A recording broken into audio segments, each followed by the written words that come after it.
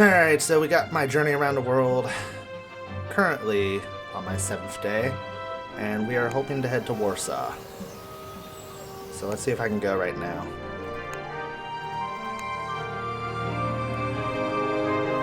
I could. I'll just check the marketplace really quickly, see if there's anything I want. Anything that would be good in Warsaw? Doesn't seem like it, but I want to get this.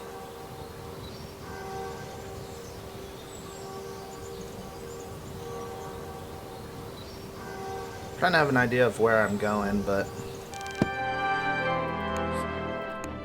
alright. Let's get going to Warsaw on the North German Express, baby. By the way, welcome back to 80 Days. The newly amalgamated German Reich Railways made a political point of their efficiency to quiet any nationalist rumblings. The departures left at the moment they claimed, not a second before, and not a second after. Now, I do like to take those pauses now to plan. Now, considering what's in my suitcases,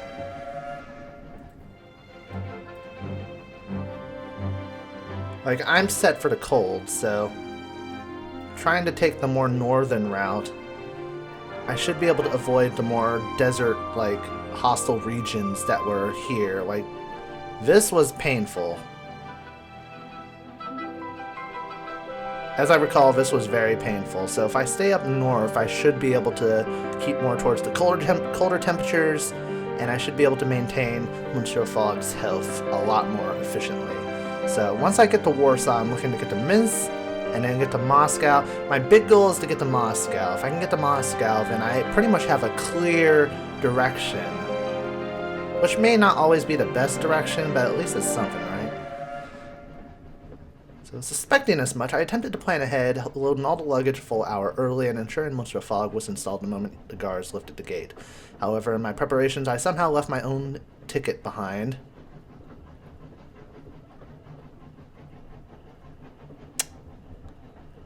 Wow. And was forced to buy a forgery from an old woman with only one tooth, which she used to cut the punch holes into a blank ticket.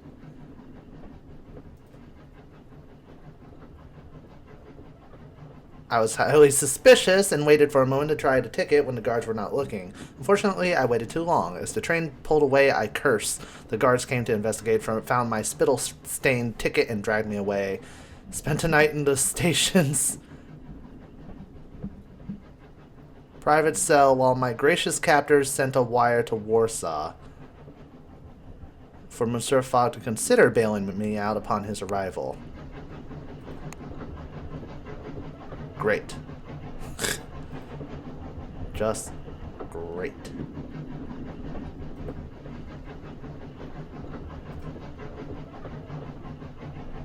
So going from Minsk. Doesn't say anything about getting to Moscow. Which bothers me a lot. The last bank in Usaris has closed. My god.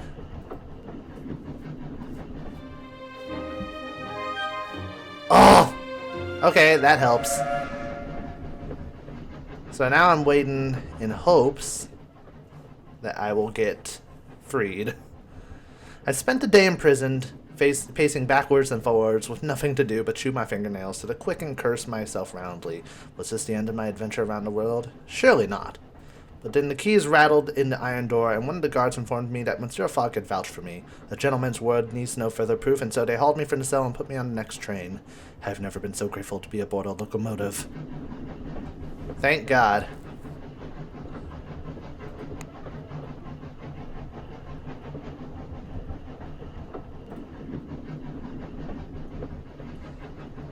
Alright, so going from Moscow. Shit, I should have looked at the map a bit more closely. Well, pretty much all these routes apparently have been revealed, so...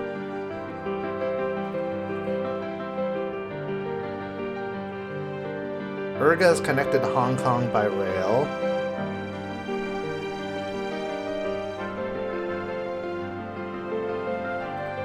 My apologies. A most unfortunate circumstance, even though that was not related to what we were talking about. Merchants in Delhi will pay fantastic amounts for emeralds from Ekaterinburg or whatever. The fastest way there is to get to Minsk.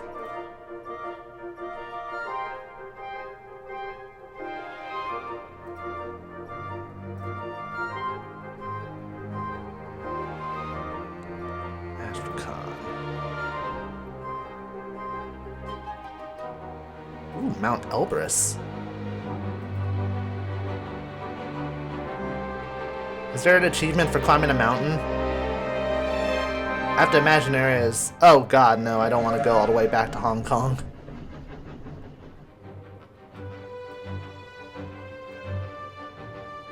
Alright, so taking the opportunity to look around first.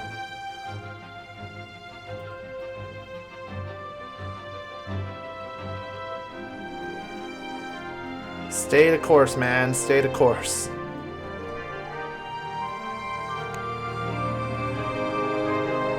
See ya. Get into Minsk. Some buyers will pay well for hunting rifles from Moscow. And it's going to cost me 2,000 pounds to go all the way over here. Now, is there anything worthwhile looking at here? Oh, this can lead me to Ryouseiken, which we talked about.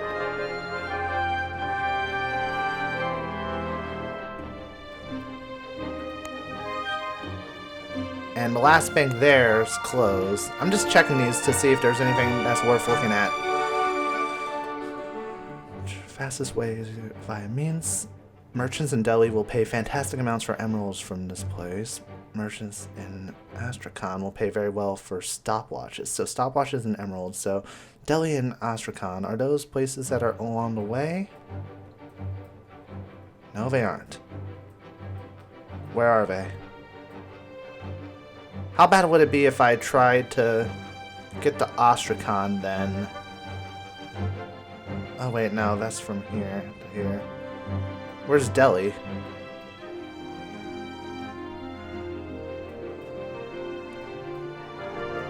Curse not having a good sense of direction. Or not knowing where my countries are. All the way over there. Holy fuck. Screw all that then. I was away! The countryside rolled past. And I spent the journey worrying about how my master would regard this day's delay. It was, after all, entirely of a late cause. Alas, Monsieur Fog met me on the platform as I stepped from the train. Apology on my lips, but he interrupted me. Come along, Passepartout, he said, and turned on his heel. I hurried after him into the town. Oh, I'm suave. Oh.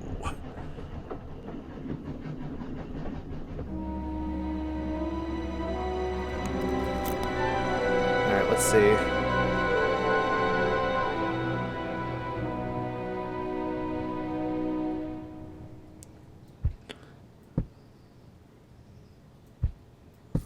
Get that. And get that.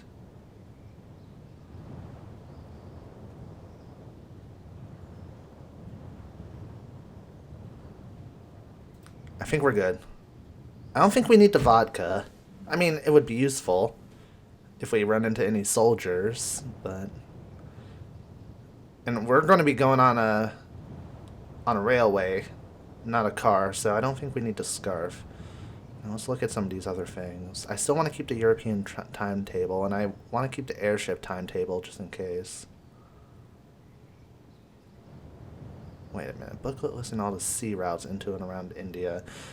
I don't want to resort to sea travel this time if I can help it. I'm going to have to, but maybe not right away.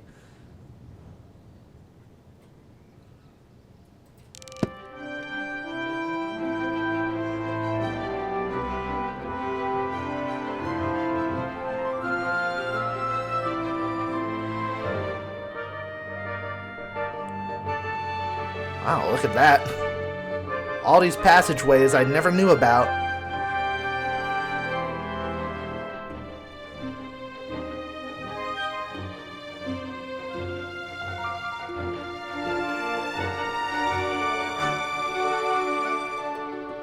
Oh yeah, I remember that path. That path was hell. Alright, so 510 tomorrow.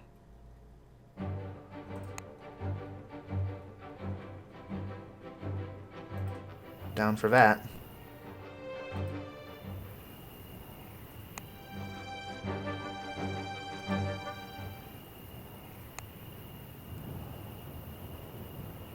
And I can sell this this rifle. Unless it means like I can sell rifles that I can get from Moscow in other places, in which case shit. We walked the streets of Warsaw, feeling the air of a different continent all around. In less than 2 generations, the Tsars had made this little outpost all their own.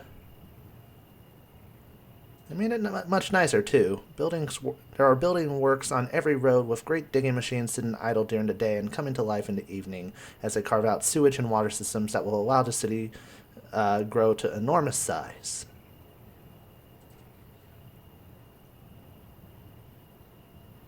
A touch vampire can do wonders, I remarked to Monsieur Fogg, but his eyebrows scolded me. No good will come of this, he replied. Only malignant growths and rust expand at such a rate. When will people realize that only the English are fit to run an empire? I agreed empathetically. What a pair of travelers we are, putting this silly world to rights. Your character is now polished. Awesome. Do I have time to travel? Ooh, yes. I want to explore. Take the time to explore while I can.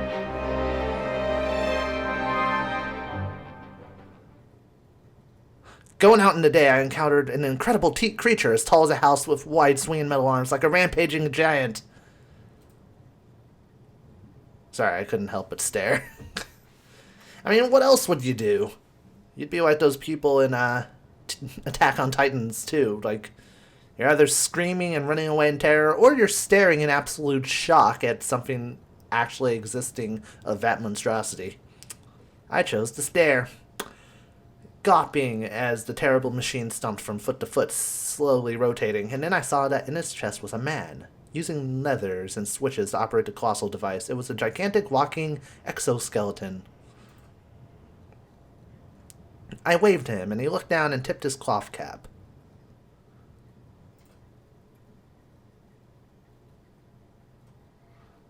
How does it look? There are 2 levers for each hand, and they work on ball sockets. I'd let you try, sir, but I must get on with my work. Are you safe up there? Absolutely. You're more at risk down there. He pulled a lever, and the machine drew back a massive arm. So what is this thing? I continued. It's a Kodunki, you said, from Navarsk. They shipped a few in to help us with the building work. The drawn-back arm smashed into a wall, and the building fell into a cloud of dust. I jumped back. Excuse me, my friend called, but I must get back to work. What an incredible sight. That bit of information should be interesting. Alright, so we're heading to Moscow. Let's get going. So we'll arrive at Moscow, and really the only options left at that point is to continue on train across this route, which I think should be the fastest route. I mean,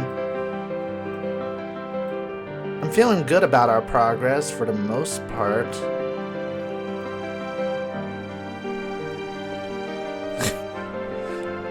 Of course, I would like to find an airship route to take at one point or another.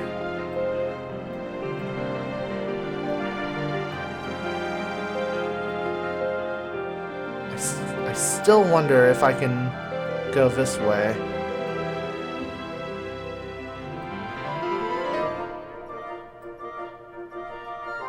I really want to go to the North Pole, but I feel like I'd regret it entirely. We clambered aboard the train. Monsieur Fogg settled in a far corner like a dusty old uncle, and I went to sit next to him, ready to attend to his wishes. He had none, of course, but to be left alone with his thoughts, whatever they were. So we rode in silence, a comfortable silence, nonetheless.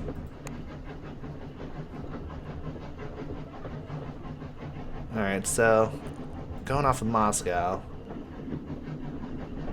he has nothing to tell me. Awesome. I've been told you can get to Cheyenne from San Francisco aboard the Transcontinental Express. We're already talking about San Francisco? I'm not even across Asia yet.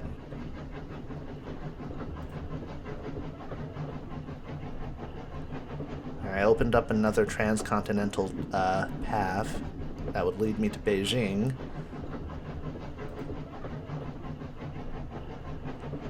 And the fastest way to go there is via Ekaterinburg. So what can you tell me about that place?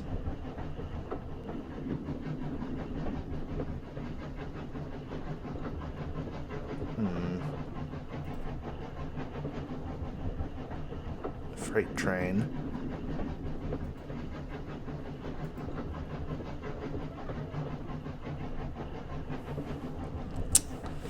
Nobody can give me a route to Mount Elbrus. That's disappointing.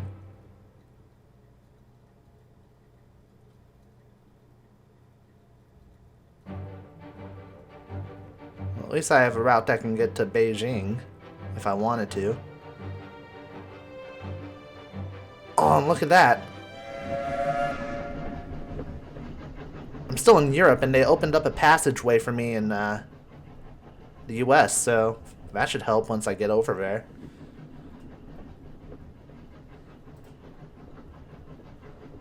So we're staying in here. And we'll continue trying to get random information.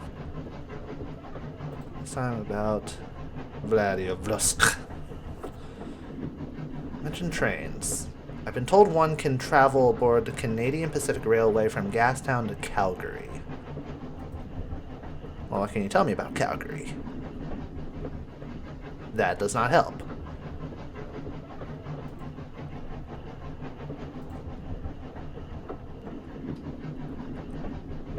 Collectors in New Orleans will pay extremely well. God, we're talking about all this that's happening in like the North American continent, but I don't want to count my chickens before they hatch. I'm not even there yet.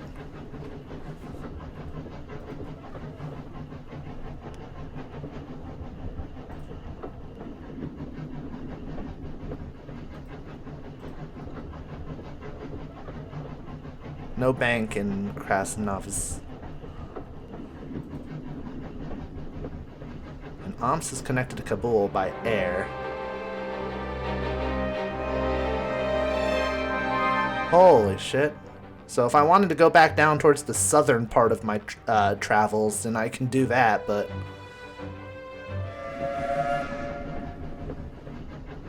I don't know what...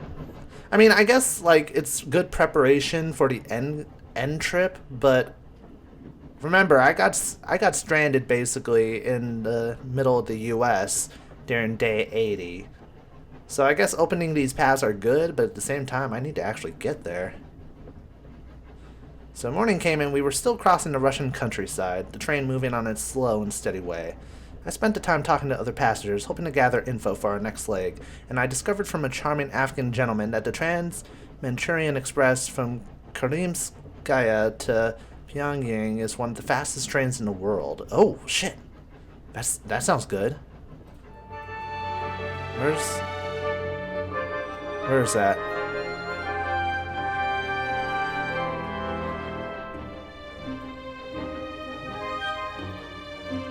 One of the fastest trains in the world, this path right here, but then what would I do once I got here?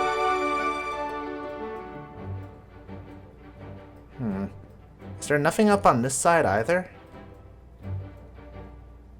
Oh no. Either way, we're here in Moscow.